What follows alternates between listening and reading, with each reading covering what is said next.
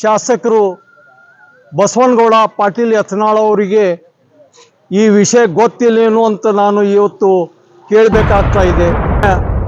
ಉಸ್ತುವಾರಿ ಮಂತ್ರಿಗಳು ಅವ್ರಿಗೂ ಕೂಡ ಮಾಧ್ಯಮ ಮುಖಾಂತರ ಗೊತ್ತಾದ್ರೂ ಆಗಿರ್ಬೋದು, ಆದರೂ ಮತ್ತೆ ನಿರ್ಲಕ್ಷ್ಯತನ ಅವರು ಮಾಡ್ತಾ ಇದ್ದಾರೆ ಅಂತಂದ್ರೆ ಇದು ಭಾಳ ಬೇಜವಾಬ್ದಾರಿ. ಜನರ ಪರವಾಗಿ ಇವರು ನಿಂತಿಲ್ಲಲ್ಲ.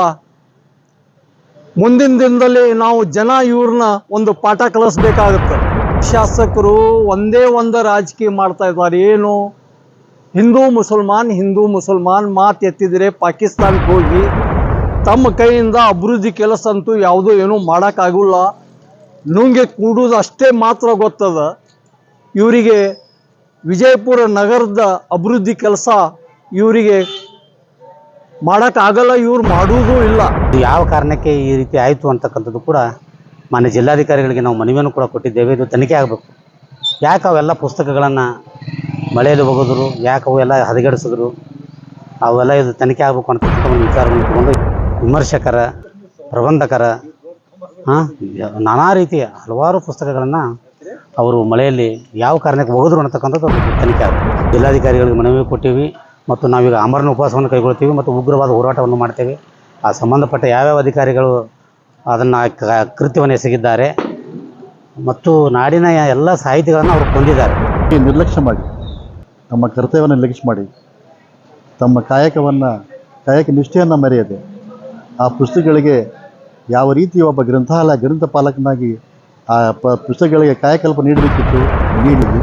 ಇದೇ ಜವಾಬ್ದಾರಿಯಿಂದ ಆ ಪುಸ್ತಕಗಳನ್ನು ಬೇಕಾಬಿಟ್ಟಿಯಾಗಿ ಅಲ್ಲೇ ರಹದಾರಿ ಮುಂದೆ ಬಿಟ್ಟಿದ್ದು ಇವತ್ತು ಮಳೆಯಲ್ಲಿ ಕೊಳೆತು ನಾಶವಾಗಿವೆ. ಲಕ್ಷಗಟ್ಟಲೆ ಬೆಲೆಯುಳ್ಳ ನಾಡಿನ ವಿದ್ವಾಂಸರ ಪುಸ್ತಕಗಳನ್ನು ಅಲ್ಲಿ ಬೇಕಾಬಿಟ್ಟಿಯಾಗಿ ಮಳೆಯಲ್ಲಿ ಕೊಳ್ತಕ್ಕಂಥ ಇದಕ್ಕೆ ನೀಡಲಾಗಿದೆ. ಆ ವಿಷಯ ನಮಗೆ ಬಹಳ ಹೃದಯಕ್ಕೆ ಇದು ನೋವು ಉಂಟು ಮಾಡಿ. बकरीद के लिए बेहतरीन ऑफर, कुर्बानी के सभी शरायत पर खरे और हर किस्म के बकरे किफायती दामों में खरीदने के लिए सिर्फ एक नाम, यासीन गोट फार्म, जहां आपको सभी किस्म के बकरे मिलेंगे।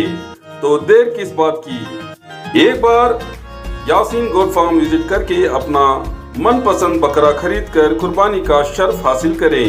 Address near Itki petrol pump, Solapur bypass road, near Takke सैनिक स्कूल कंपाउंड, विजयपुर, या दिए गए नंबर्स 8694001010 या 8618235352 पर कांटेक्ट करके कुर्बानी के लिए बेहतरीन बकरा हासिल करें।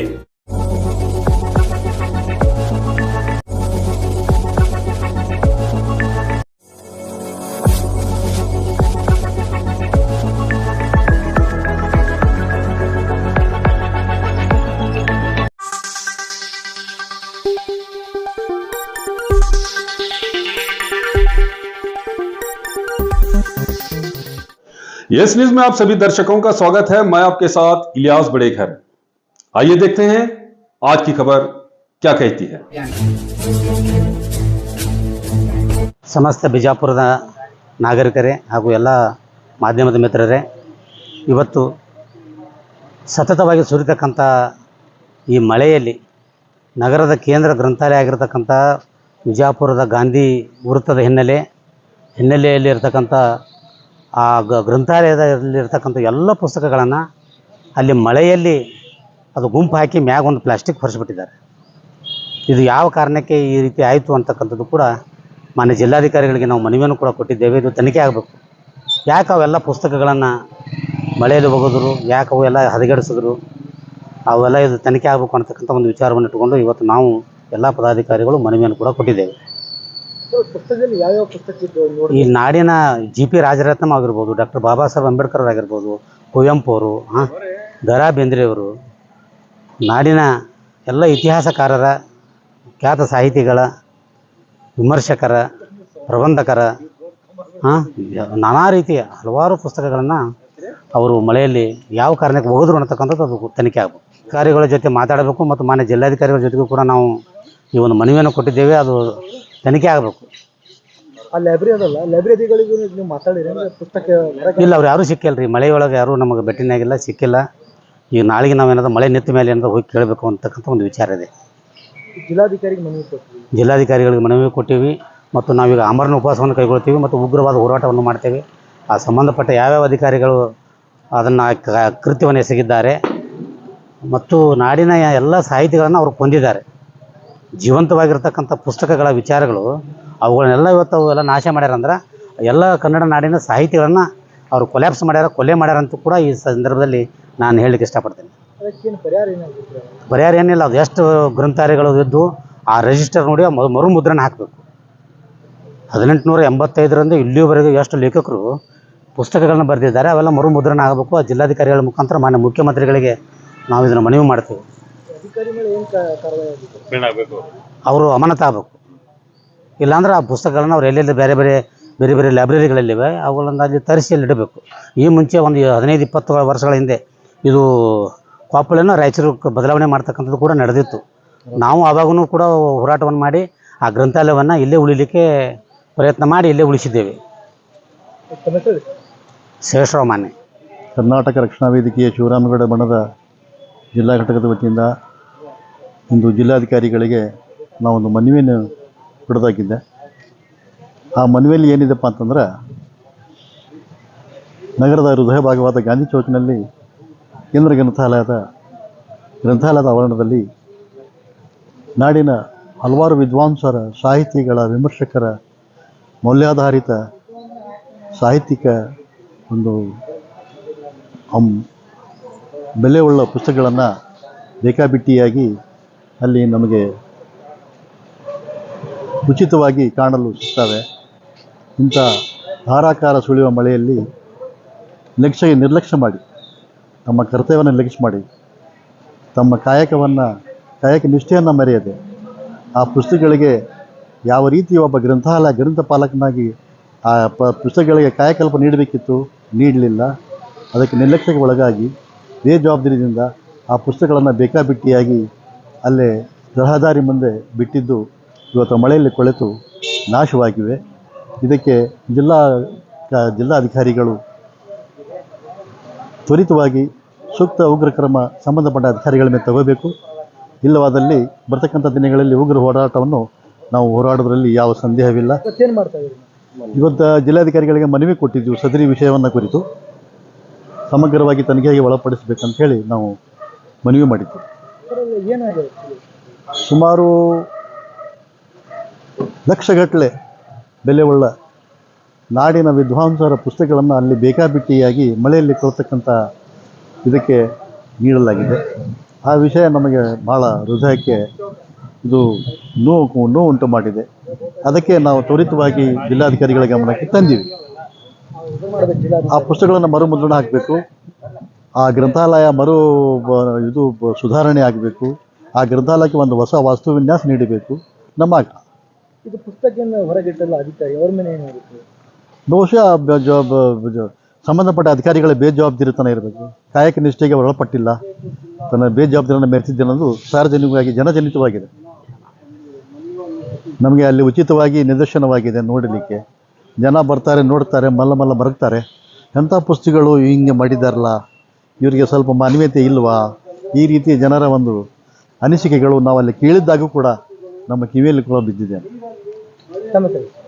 ಮೊಹಮ್ಮದ್ MM ಖಲಾಸಿ, ಕರ್ನಾಟಕ ರಕ್ಷಣಾ ವೇದಿಕೆ ಜಿಲ್ಲಾ ಗೌರವಾಧ್ಯಕ್ಷ, ಬಿಜಾಪುರ. ವಿಜಯಪುರ ಜಿಲ್ಲಾ ವಿದ್ಯಾರ್ಥಿನಿಯರೇ, ನಾಗರಿಕರಿಗೆ ನಾನು ನಮನ ಮಾಡ್ತಾ ಇದ್ದೀನಿ.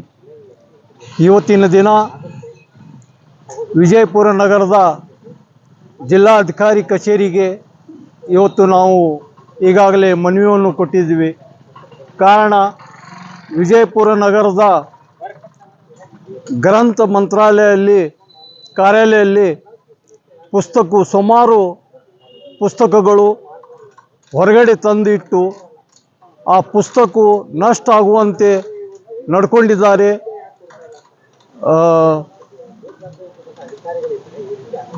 ಮಂತ್ರಾಲಯ ಕಾರ್ಮಿಕರು. ಅದಕ್ಕೆ ನಾವು ಹೋಗಿ ವಿಚಾರಿಸಿದಾಗ ಇದು ಬಿಲ್ಡಿಂಗ್ ಡ್ಯಾಮೇಜ್ ಆಗಿ ಸಾಕಷ್ಟು ಅಲ್ಲಿ ನಷ್ಟ ಆಗುವಂಥ ಒಂದು ಪರಿಸ್ಥಿತಿ ನಿರ್ಮಾಣ ಆಗಿದ್ದು ನಮಗೆ ಕಂಡು ಬಂದು ನಾವು ವಿಚಾರಿಸಿದಾಗ ಜಾಗ ಇಲ್ಲಾರ್ದಕ್ಕೆ ನಾವು ಇಲ್ಲಿ ಹೊರಗಡೆ ಇಟ್ಟಿದ್ದೀವಿ ಅಂತ ಅವರು ಹೇಳ್ತಾ ಇದ್ದಾರೆ. ಆದರೆ ಆ ಪುಸ್ತಕ ಹಾಳಾಗ್ತಾವಲ್ಲ, ನಷ್ಟ ಆಗ್ತಾವ ಅನ್ನೋ ವಿಚಾರ ಅವರಿಗೆ ಇಲ್ಲ. ಆದ ಕಾರಣ ನಾವು ಜಿಲ್ಲಾ ಅಧಿಕಾರಿಯವರ ಗಮನಕ್ಕೆ ಈ ವಿಷಯ ತರಲಿಕ್ಕೆ ನಾವು ಪ್ರಗತಿಪರದ ಎಲ್ಲ ಮುಖಂಡರು ಸೇರಿ ನಾವು ಜಿಲ್ಲಾ ಅಧಿಕಾರಿಯವರ ಗಮನಕ್ಕೆ ತರಲಿಕ್ಕೆ ಇವತ್ತು ಮನವಿಯನ್ನು ಕೊಟ್ಟಿದ್ದೀವಿ. ಆದರೆ ನಾನು ಇವತ್ತಿನ ದಿನ ಜಿಲ್ಲಾಧಿಕಾರಿಯವರಿಗೆ ಹೇಳಬೇಕಾಗ್ತಾ ಇದೆ, 3 ದಿನ ಅವಧಿ ಕೊಡ್ತೀವಿ ನಾವು. 3 ದಿನ ಅವಧಿಯಲ್ಲಿ ಮತ್ತೆ ಪುಸ್ತಕಗಳು ಮತ್ತೆ ಅದು ಒಂದು ಸೇಫ್ ಸ್ಥಾನದಲ್ಲಿ ಇಟ್ಟು ಅದಕ್ಕೆ ಪುಸ್ತಕವನ್ನು ಕಾಪಾಡಬೇಕನ್ನೋ ನಿಟ್ಟಿನಲ್ಲಿ ನಾವು ಮನವಿ ಕೊಟ್ಟಿದ್ದೀವಿ. ಆದರೆ ಅಲ್ಲಿ ಆ ಗ್ರಂಥಾಲಯದಲ್ಲಿ ಸಾಕಷ್ಟು ಮುಖ್ಯವಾದ ಪುಸ್ತಕಗಳು ಕಂಡು ಬರ್ತಾ ಇದ್ದಾವೆ. ಅಲ್ಲಿ ನಾವು ನೋಡಿದ್ದೀವಿ ಡಾಕ್ಟರ್ ಬಾಬಾ ಸಾಹೇಬ್ ಅಂಬೇಡ್ಕರ್ ಅವರು ಬರೆದಂಥ ಕವನಗಳು, ಇನ್ನೂ ಹಲವಾರು ಕವಿ ಬರೆದಂಥ ಪುಸ್ತಕ ಅಲ್ಲಿ ಇವತ್ತು ಹಾಳಾಗ್ತಾ ಇದ್ದಾವೆ, ನಷ್ಟ ಆಗ್ತಾ ಇದ್ದಾವೆ. ಮಳೆಯಲ್ಲಿ ತೊಯ್ದು ಎಲ್ಲ ಕುಸಿದು ಬಿದ್ದಿದೆ. ಪುಸ್ತಕ ಇನ್ನೂ ಹೊರಗಡೆ ಇಟ್ಟಿದ್ದಾರೆ. ಅದಕ್ಕೆ ನನ್ನ ಅನಿಸೋ ಮಟ್ಟಿಗೆ ನಮ್ಮ ನಗರದ ಶಾಸಕರು ಬಸವನಗೌಡ ಪಾಟೀಲ್ ಯತ್ನಾಳ್ ಅವರಿಗೆ ಈ ವಿಷಯ ಗೊತ್ತಿಲ್ಲೇನು ಅಂತ ನಾನು ಇವತ್ತು ಕೇಳಬೇಕಾಗ್ತಾ ಇದೆ. ಮಾನ್ಯ ಉಸ್ತುವಾರಿ ಮಂತ್ರಿಗಳು ಅವ್ರಿಗೂ ಕೂಡ ಮಾಧ್ಯಮ ಮುಖಾಂತರ ಗೊತ್ತಾದ್ರೂ ಆಗಿರ್ಬೋದು, ಆದರೂ ಮತ್ತೆ ನಿರ್ಲಕ್ಷ್ಯತನ ಅವರು ಮಾಡ್ತಾ ಇದ್ದಾರೆ ಅಂತಂದ್ರೆ ಇದು ಭಾಳ ಬೇಜವಾಬ್ದಾರಿ ಅಂತ ಹೇಳಬೇಕಾಗತ್ತೆ. ಇವರೆಲ್ಲರೂ ಏನು ಮಾಡ್ತಾ ಇದ್ದಾರೆ ಅನ್ನೋ ನಿಟ್ಟಿನಲ್ಲಿ ನಾವು ಜಿಲ್ಲಾ ಅಧಿಕಾರಿಯವರ ಗಮನಕ್ಕೆ ಈ ವಿಷಯ ತಂದಿದ್ದೀವಿ. ಈಗೂ ನಾನು ಮತ್ತೆ ಹೇಳ್ತಾ ಇದ್ದೀನಿ, 3 ದಿನ ಅವಧಿಯಲ್ಲಿ ಆ ಪುಸ್ತಕ ಮತ್ತೆ ಇದ್ದಕ್ಕಿದ್ದಂಗೆ ಒಂದು ಸೇಫ್ ಜಾಗದಲ್ಲಿ ಅದು ಇಡಬೇಕು ಅಂತ ನಾನು ಜಿಲ್ಲಾ ಅಧಿಕಾರಿಯವರಿಗೆ ಮನವಿ ಮಾಡ್ತಾ ಇದ್ದೀನಿ. ಕೂಡಲೇ ಅದು ಒಂದು ಪರಿಹಾರ ಅದಕ್ಕೆ ದೊರಕಿಸ್ಕೊಡ್ಬೇಕಂತ ನಾನು ಜಿಲ್ಲಾಧಿಕಾರಿ ಅವ್ರನ್ನ ಕೇಳ್ತಾ ಇದ್ದೀನಿ. ಅಲ್ಲಿಂದ ಸುತ್ತಮುತ್ತ ಕಾಂಪೌಂಡು ಇಲ್ಲ ಲೈಬ್ರರಿಗೆ. ಹಾಂ, ತಾವು ಕೂಡ ನೋಡಿದ್ರಿ ಮಾಧ್ಯಮದವರು, ಆ ಲೈಬ್ರರಿ ಸುತ್ತಮುತ್ತ ಏನು ಕಾಂಪೌಂಡ್ ಇದೆ, ಗಾಡಿ ಇದೆ, ಆ ಗಾಡಿನೂ ಕುಸಿದು ಬಿದ್ದಿದೆ. ಆ ಗಾಡಿಯಲ್ಲಿ ಮಧ್ಯರಾತ್ರಿಯಲ್ಲಿ ಕತ್ತಲದಲ್ಲಿ ಏನಾಗತ್ತಂತ ಹೇಳಲಿಕ್ಕಾಗೋದಿಲ್ಲ. ಮತ್ತು ವಿಶೇಷವಾಗಿ ಅಲ್ಲಿ ಒಂದು ಸೇಲ್ ನಡೀತಾ ಇದೆ, ಸುಮಾರು ವರ್ಷದಿಂದ ನಾವು ನೋಡ್ತಾ ಇದ್ದೀವಿ. ಆ ಸೇಲು ಶೆಡ್ ಹಾಕಿ ಪತ್ರ ಹಾಕಿ ರೆಂಟ್ ಮೇಲೆ ಆ ಸೇಲ್ ಬಾಡಿಗೆಯನ್ನು ತಿಂತಾ ಇರ್ತಾರ. ಅಂದಾಗೆ ಆ ಪುಸ್ತಕ ಸೇಫ್ ಇಡಬೇಕನ್ಲಿಕ್ಕೆ ಇವರಿಗೆ ಸ್ವಲ್ಪ ಪೇಷನ್ಸ್ ಇಲ್ಲ ಅಂತಂದರೆ ನಾವು ಜನ ರೊಚ್ಚಿಗೀಳೋದು. ಮುಂದಿನ ದಿನದಲ್ಲಿ ಇದಕ್ಕೆ ನಾವು ಉಗ್ರ ಹೋರಾಟ ಮಾಡಿ ಒಂದು ವಿದ್ಯಾರ್ಥಿನಿಯವರಿಗೆ ಒಳ್ಳೆಯ ಒಂದು ಅವಕಾಶ ದೊರಕಿಸ್ಕೊಡ್ಬೇಕನ್ನೋ ನಿಟ್ಟಿನಲ್ಲಿ ನಾವು ಮುಂದಿನ ಕೆಲಸ ಮಾಡಬೇಕಾಗುತ್ತೆ. ಜಿಲ್ಲಾಧಿಕಾರಿ ಏನು ಮಾಡ್ತಾರೆ? ಅದಕ್ಕೆ ಜಿಲ್ಲಾಧಿಕಾರಿ ಅವರು ಕಣ್ಣು ಮುಚ್ಚಿದ್ದಾರೆ ಏನು ಅಂತ ಕೇಳಲಿಕ್ಕೆ ನಾವು ಇವತ್ತು ಬಂದಿದ್ದು. ನೀವು ಮಾಧ್ಯಮದವರು ಇದಕ್ಕೆ ಒಂದು ದೊಡ್ಡ ಒಂದು ರಪ ಮಾಡಿ ಏನು ಎಲ್ಲರ ಬುದ್ಧಿ ಭ್ರಷ್ಟ ಆದಂಗೆ ಜನ ಇಲ್ಲಿ ನಡ್ಕೊತಾ ಇದ್ದಾರೆ. ಅಧಿಕಾರಿ ಆಗಲಿ, ಶಾಸಕರು ಆಗಲಿ, ಸಚಿವರು ಆಗಲಿ, ಇವ್ರು ಏನು ಮಾಡ್ತಾ ಇದ್ದಾರ? ಜನರ ಪರವಾಗಿ ಇವರು ನಿಂತಿಲ್ಲಲ್ಲ. ಮುಂದಿನ ದಿನದಲ್ಲಿ ನಾವು ಜನ ಇವ್ರನ್ನ ಒಂದು ಪಾಠ ಕಲಿಸ್ಬೇಕಾಗತ್ತೆ. ಗೊತ್ತೀನಿ, ಇವತ್ತು ಜಿಲ್ಲಾಧಿಕಾರಿಗೆ ಮನವಿ ಕೊಟ್ಟಿದ್ದೀವಿ. ಜಿಲ್ಲಾಧಿಕಾರಿ ಅವ್ರಿಗೆ ಮನವಿ ಕೊಟ್ಟಿದ್ದೀವಿ. ಹಾಂ, ಅವರು ಆಶ್ವಾಸನೆ ಕೊಟ್ಟಿದ್ದಾರೆ, ನೋಡೋನು ಮಾಡೋನು ವಿಚಾರ ಮಾಡ್ತೀವಿ ಅಂತ ಹೇಳಿದ್ದಾರೆ ಅಷ್ಟೇ. ಅದಕ್ಕೇನು ನೀವು ಟೈಮ್ ಕೊಡ್ತೀರಿ? ಯಾವ ರೀತಿ? ಅದೇ ನಾನು ಈಗ 2 ಸಲ ಹೇಳಿದೆ. ನಾನು 3 ದಿನ ಅವರಿಗೆ ಅವಕಾಶ ಕೊಡ್ತೀವಿ, ಅವಧಿ ಕೊಡ್ತೀವಿ. ಆ 3 ದಿನದಲ್ಲಿ ನಮ್ಮ ತಕ್ಕಂಥ ಕೆಲಸ ಕಾಣಲಿಲ್ಲ ಅಂತಂದರೆ ನಾವು ಮುಂದಿನ ದಿನದಲ್ಲಿ ಎಲ್ಲ ಸಂಘ ಸಂಸ್ಥೆದವರು ನಾವು ಸೇರಿ ಒಂದು ಇದಕ್ಕೆ ಉಗ್ರ ಹೋರಾಟನೇ ಮಾಡ್ತೀವಿ. ಬೇಕಾದರೆ ನಾವು ಅಮರಣ ಉಪವಾಸ ಸತ್ಯಾಗ್ರಹನೂ ಮಾಡಿ ಅದು ನಮಗೆ ನಮ್ಮ ನಾಡಿನ ಜನತೆಗೆ ಪರಿಹಾರ ಸಿಗುವಂತೆ ನಾವು ಮುಂದಿನ ತೀರ್ಮಾನ ತಗೊಂತು. ಲೈಬ್ರರಿ ಅಧಿಕಾರಿ ಯಾರು ಅವ್ರುಗಳ ಮಾತಾಡಿದ್ರು, ಎದಕ್ಕೆ ಅವ್ರ ಪುಸ್ತಕ ಹೊರಗೆ ಇಟ್ಟಿದ್ದಾರೆ ಅದು ಕೇಳಿ. ಆ ಲೈಬ್ರರಿ ಅಧಿಕಾರಿ ಅವ್ರ ಜೊತೆಗಂತೂ ನಾನಂತೂ ಮಾತಾಡಿಲ್ಲ. ನಮ್ಮ ಮಾಧ್ಯಮ ಮಿತ್ರರು ಕೇಳಿದ್ದಾರ. ಅವರಿಗೆ ಏನು ಇದೇ ಜಾಗ ಇಲ್ಲ ಅನ್ನೋ ನಿಟ್ಟಿನಲ್ಲಿ ನಾವು ಇಟ್ಟಿದ್ದೀವಿ, ಈಗಾಗಲೇ ಕೆಲಸ ನಡೀತಾ ಇದೆ ಅಂತ ಹೇಳಿದ್ದಾರೆ.